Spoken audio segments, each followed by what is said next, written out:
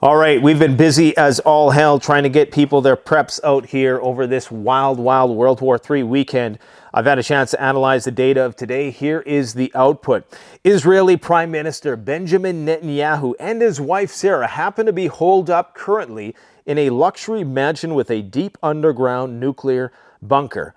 And it's not actually owned by the Israeli government. Go figure, it's actually owned by a U.S. billionaire, Simon Falik, and comes with high security. This is not only to protect Netanyahu from the end of the world as we know it, whether it comes by the Iranians or through some end consequence of the cryptic messages currently being uttered by Iranian militias across the Middle East that appear to be hinting at some sort of major event in one of Israel's nuclear facilities. But that's inconclusive at that point. We'll keep you up to date on that one. But it's also to protect him, of course, against Hamas rockets and his own population, who are infuriated at Benjamin Netanyahu for a variety of reasons that were there before this war started, but also because he hasn't been able to effectively neutralize Hamas yet. It appears as though it's going to be a long time before he does, because you see, they keep creating more combatants. Every civilian you take out, you create another 3 combatants. This is a absolutely terrible losing strategy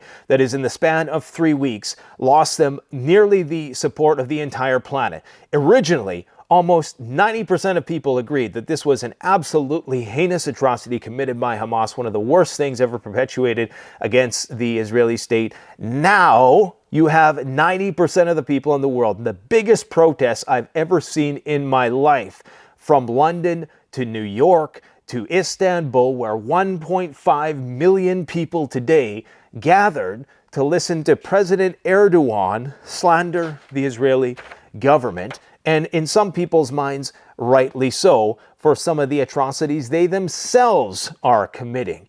So, in the span of 3 weeks, they completely shit the bed. They had an opportunity to do this right, but they blew it. This is what happens when you spray and pray. They could have taken some time. They could have deflected the rockets. They could have made a plan. This is what we're going to do. We're going to have humanitarian contingency in place. We're not going to put out a bunch of easily debunked propaganda fluff. We are going to do this right. Instead, they went in there guns blazing. And guess what? Now we have the United States military heading there en masse. We are talking about 73 warships, 41 of which will belong to the United States, as well as submarines, an undisclosed amount that we do not know, are going to be converging on the Middle East from the Mediterranean to the Persian Gulf, to not the Caspian Sea, the Red Sea as well. And in addition to that, according to Iranian media, and I should say 30 of those warships are actually NATO warships, and apparently there's some other Italian warships that are heading in that direction as well. So you have this huge amassing of force, okay? You apparently have 50 plane loads of cargo, those big-ass military planes, I can't remember what they're called, C something or others, and they've been going back and forth into the Middle Eastern regions for the last 24 hours, and that was the data I received 12 hours ago. Are they bringing supplies? Are they bringing manpower? Are they doing evac? Are they doing a little bit of both? I guess we won't know. A lot of this right now is, if not confidential, is being kept on the low. According to Iranian media, now take this one with a grain of salt, the Iranian-based Tasnim news agency on Saturday says, and just remember, where there's smoke, there's fire. So even if this is not entirely true, I do believe that there's a little bit of truth to it. And at this point in time, understand that they're not going to tell us everything, because that would go against national security interests or whatever sort of objective they have. I'm not going to say that what they're doing over there right now has our national security truly in mind, or if it's just a racket. They are claiming that there are 5,000 troops that have taken part in Israel's ground operation in the Gaza Strip that was said to have begun last night. But apparently, they're not making a whole lot of inroads at this point in time, or at least that's based on a lot of the information that we are currently receiving. They don't appear to be penetrating that deep yet. In fact, some people think that they went in there They got a few armored personnel carriers and a few tanks murked, and they turned around, and they're minimizing and downplaying their casualties. Just like the Ukraine war, we're getting a fog of war situation where both sides are lying about the numbers because they don't want to spook the population. Remember, the Israelis, they have a limited amount of manpower. 300,000 troops sounds like a lot. However, a lot of those troops are reservists. They're not tip-top shape. I think 100,000 or so are active military personnel, and you need that 3-to-1 advantage at least if you are going to be fighting an invading force. And that's a conventional force. That's not an asymmetrical force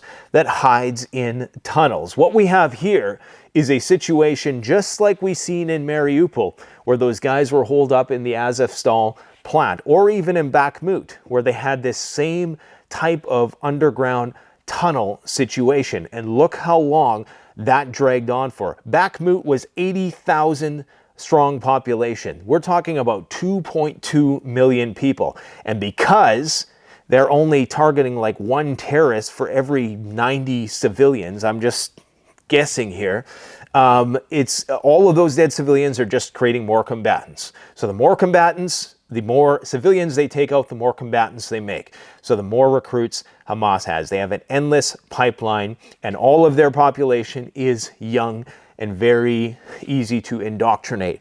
So what that means is that they have an endless supply of manpower, and they have a very slow spend rate. If Hezbollah enters the conflict, Israel's screwed. Now, what's going to happen, because support for Israel has bottomed out. I mean, you're seeing protests so big. I've never seen protests in London like the one that we're seeing today. Maybe there has been at some point in the past, but even for the COVID thing, I've never seen this. So what this means is that unless there is some black swan event, some other atrocity that can win back some sympathy for the Israeli cause, because it's already petered out clearly around the world, and it's creating all kinds of tribalistic chaos around the world, and is only fanning the flames, because the more you push back, the more we push back, and vice versa. So what's going to happen is that the United States likely will leapfrog Israel, because clearly the intention here was sending so much military hardware, 50 cargo planes full of troops and equipment, these 41 warships, among them numerous aircraft carriers. This isn't for Hamas. Come on, let's get real. Little old Hamas? I don't think so, okay? This is clearly for a much broader war that they're getting ready for. Now, the only way that the Israelis are going to maintain the level of support they need to get the job done before Hamas runs out, because it's very likely that Israeli support's going to bottom out long before Hamas runs out. And at this point, they can't, because they're committed to taking them out, which means we're going to see more, if not far, far worse, okay? And that's why this is such a dire situation. Had the Israelis prosecuted this different from the start, we might be in a different situation. We might not, if we didn't have these massive protests in the streets, then things might be different. They might have a lot more options. But what has to happen now is that there has to be some major incident that takes attention away from the Israeli issue, because they're going to have to do a hell of a lot more damage to destroy Hamas, and I don't think they're going to be able to do it effectively. It's going to end up being a very serious quagmire of a situation that could drag on for a year. I mean, trying to take that territory. Then you still have to worry about the southern part of Gaza, where you now have 2.3 million people, or however many people are left, concentrated in a territory that is half the size. So one of the most densely populated places on Earth, I know that's not an exact statistic, but it doesn't matter, very densely populated, is going to be twice as densely populated. A completely collapsed healthcare system with a limited amount of resources. It's going to be a humanitarian disaster, which means that the protests are only going to grow even more. Now, can they somehow channel that protest energy away from Israel onto a broader war, say, with Iran? Well, before I dive in to my thoughts on that, because Netanyahu is now saying that Hamas is 90% funded by the Iranians, even though the bigwig is currently chilling in Qatar, the place where, once again, all the U.S. military equipment is, 11,000 troops, missile defense, all chilling in Qatar. Yet Netanyahu's trying to say that it's the Iranians. So they're going to start a war with Iran. I'm almost 100% convinced. I think that the Israelis only real, I'm not talking about the Israeli people, I'm talking about the corrupt government. That's why he's in the luxury mansion with the high security and the bunker. It's to protect him against his own people as well. They're going to start a war with Iran. It's not even necessarily going to be the United States who initiates it. It's going to be something maybe that the Israelis do, because now they're trying to make the case that this is 90% funded by Hamas. They've been running numerous war exercises throughout the past 2 years, simulating strikes on Iranian nuclear facilities, trying to take out Iranian top brass. Now, do the Israelis have the firepower to do it? No, but that doesn't mean that they can't start some shit that now, as the American military is there, okay, it doesn't mean that they can't trigger some or provoke some kind of response from the Iranians that will bring America into the fight. And that is why America is starting to slowly and quietly roll out these war-like measures, like the one we talked about yesterday with the suspension of exports of all firearms, okay? This is why they're doing that, because a massive war is most definitely coming. They're just setting up the logistical framework for a much broader military presence in the Middle East. These are the steps that you have to take, and understand something about our adversaries. Understand something about the mindset and the perspective, okay? I really want people to understand this now. I want you to imagine you're North Korea, or you're Iran, or you're Russia, or China, and you are surrounded, virtually surrounded by U.S. warships, planes, military bases 24/7, and you know it's just a matter of time. We live in a very, very pampered position over here in North America. We have the luxury of not having to worry about a adversarial country's warplane skirting our international airspace along our coastlines, okay? And that's what we do over there. We've never had to experience that. If we did, it would be a total freakout.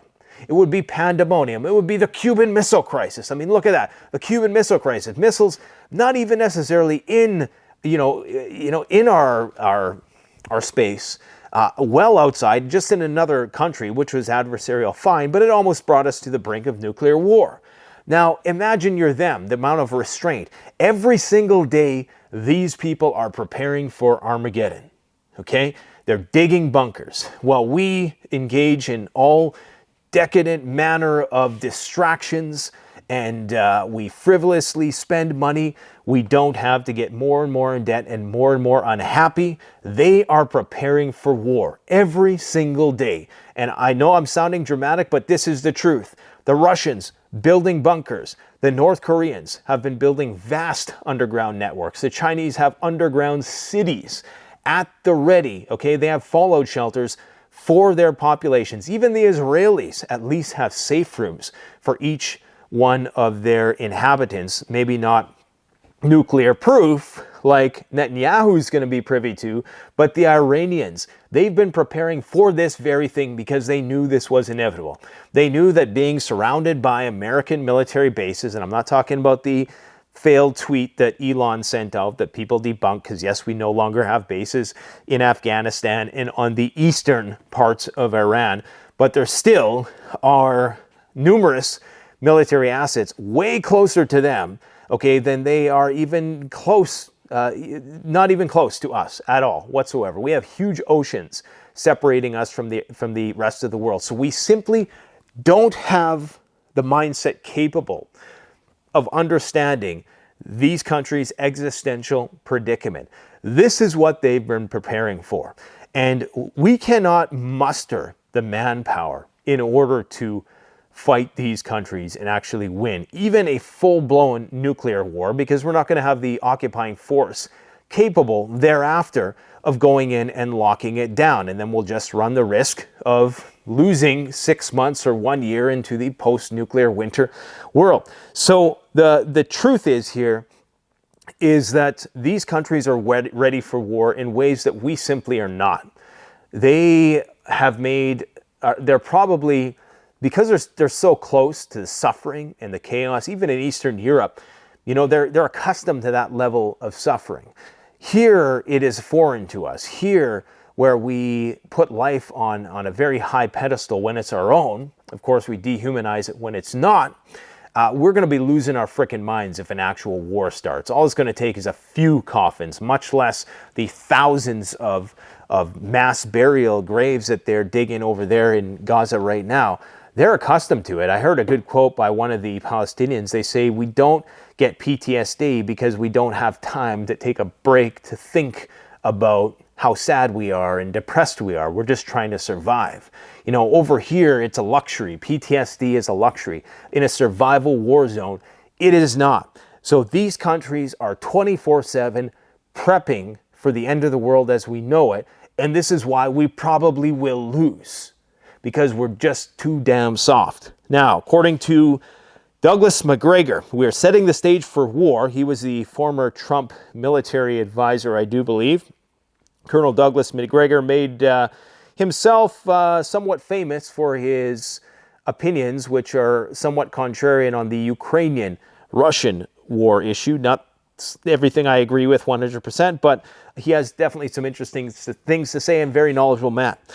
We are setting the stage for war. Netanyahu is setting the path for Armageddon. Now, hearing him talk like this about Armageddon is, we'll say, different, okay? Because he's not one to be throwing those terminologies around lightly. And American thinks that the presence of our offshore naval power will act as a deterrent to the Turks, Iranians, and others in the region that might otherwise become involved in a confrontation with Israel.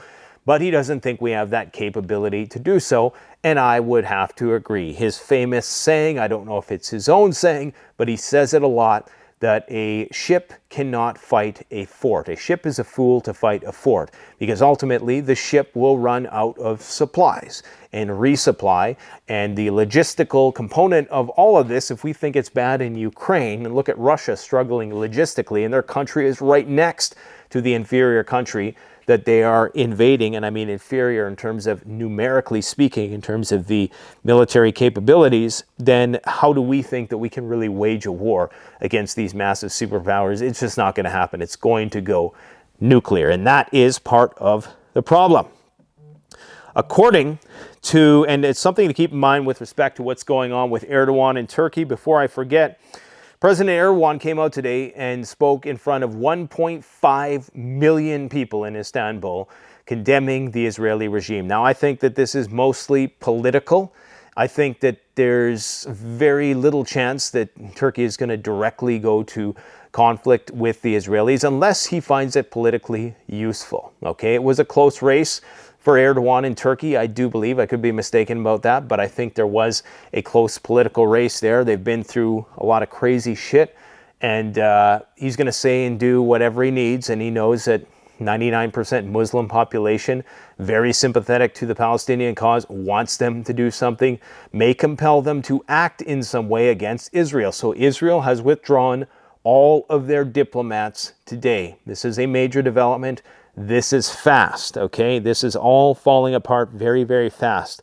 So somebody else had brought up on Twitter was that pipelines transit Turkey and make their way to Israel, or that one is being built or something to that effect.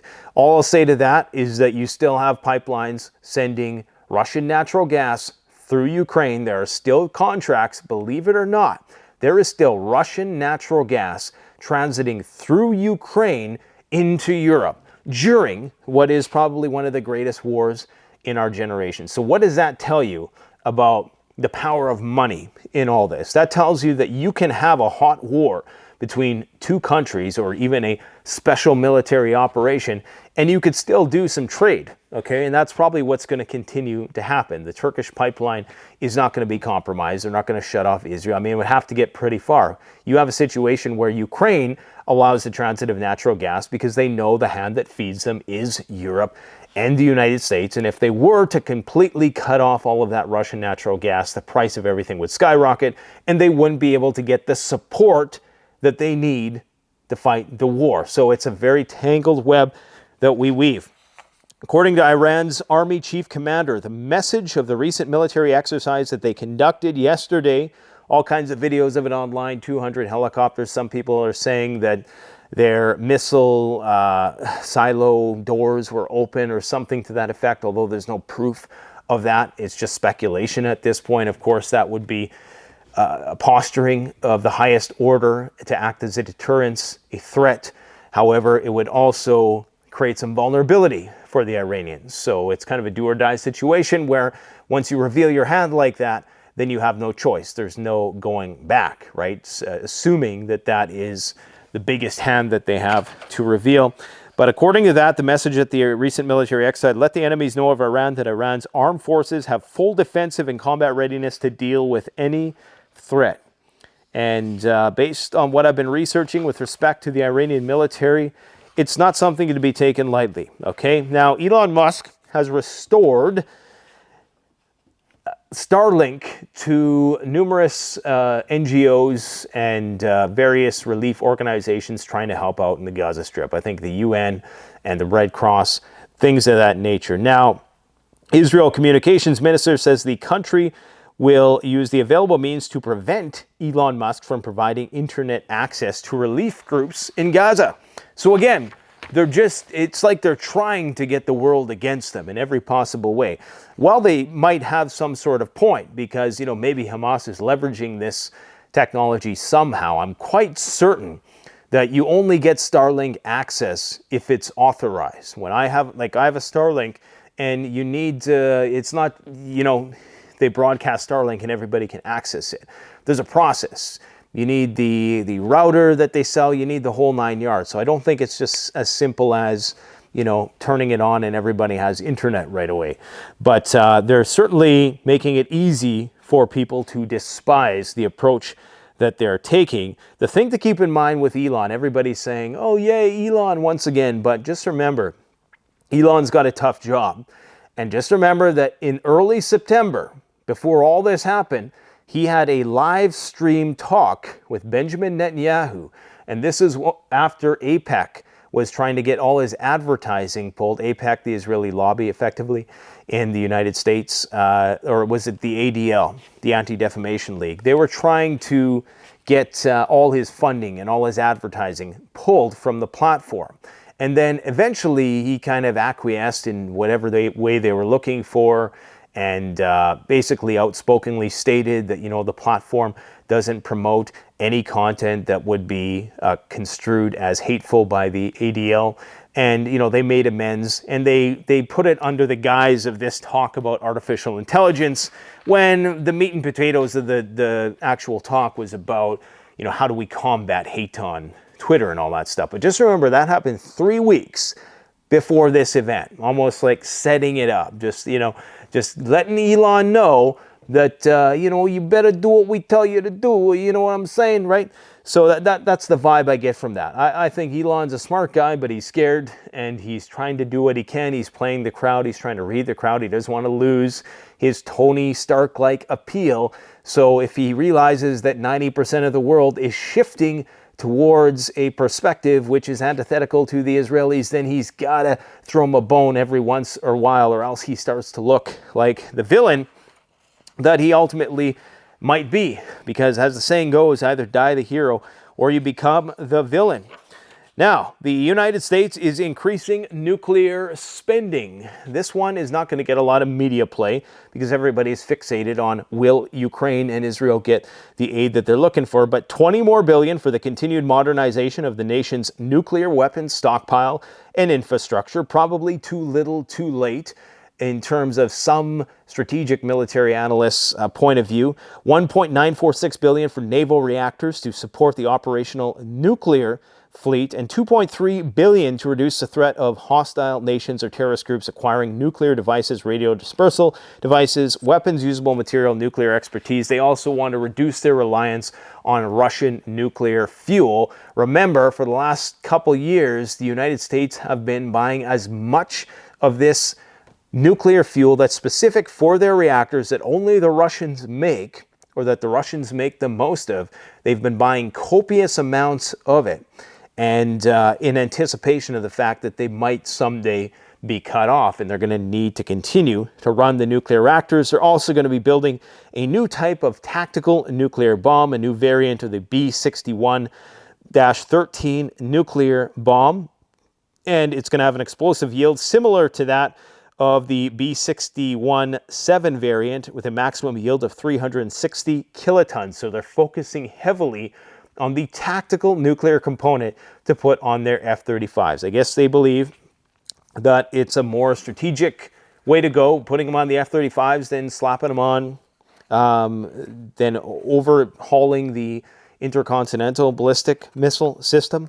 Trump came out today and said, "Don't worry, if I get elected, I will continue the war with Israel and bring us even closer to World War III." And so this is a bipartisan thing, guys. It doesn't matter who's going to get elected. It's World War III. China is purchasing 15,000 drones from Iran. If you doubt the capacity of the Iranians, the Iranian industrial base, to manufacture military drones that the rest of the world wants, they're giving drones to Russia, and they're about to sign a contract to do 15,000 drones for the Chinese while they might be in the thick of a war themselves. A very capable military, and as we're seeing, drones are not making tanks obsolete yet, but that point may come where it simply won't make sense to have a tank unless you have the effective mechanisms of electronic warfare or otherwise to take out the drones, because you're just going to end up, losing $10 million piece of equipment to a $3,000 drone. So that's what we're looking at here in the future. And the Chinese right now are training whole armies. Okay, I've seen videos. They're training whole armies of guys to just sit there all day and try to master drones. Like the drone stuff you see in Ukraine with flying around and dropping the thing on the guys. The Chinese are taking it to a whole new level. Okay, they're creating like the video game generation of drone pilots, and they're about to unleash that on us, it would appear. According to Mike Johnson, the new Speaker of the House, Hamas and Hezbollah are proxies of Iran, and they're all tied in with Russia and China. I mean, it is a new axis of evil, he says. That's how we see it. So, he says it's also the biggest threat since World War II. And it's suspected that Russian GPS jamming risks fresh dangers in the Black Sea region. I'm hoping to bring on an expert in the area of GPS jamming, because it seems to be something which is a harbinger for what's to come, and might not be a good thing in the Black Sea that we have all of this shady business going on. But I got to cut it short here tonight, guys, because I got too much stuff to do around the warehouse still. We're just getting copious amounts of orders, people trying to stockpile because they don't know what's going to happen in the next week, much less months from now. So all I can say is just keep on going, keep on trucking. I'll try to continue to keep you guys informed with what I'm seeing, but it appears to be my overview of the situation is such that the United States is clearly positioning itself so that it would be very easy to get into a shooting match with a major Middle Eastern superpower. And the only one I can really think of off the top of my head is Iran, but there's also Syria, there's Iraq, there's Lebanon, there's numerous littler battles that they could wage around there. Could they effectively enter a major war with Iran immediately? Probably not. But if they position enough warships around there, maybe, just maybe, Israel can provoke Iran into trying to shoot one of those ships down. I guess we'll have to see. All the more reason to stay ready. Thanks for watching, guys. Stay safe. Canadian Prepper out.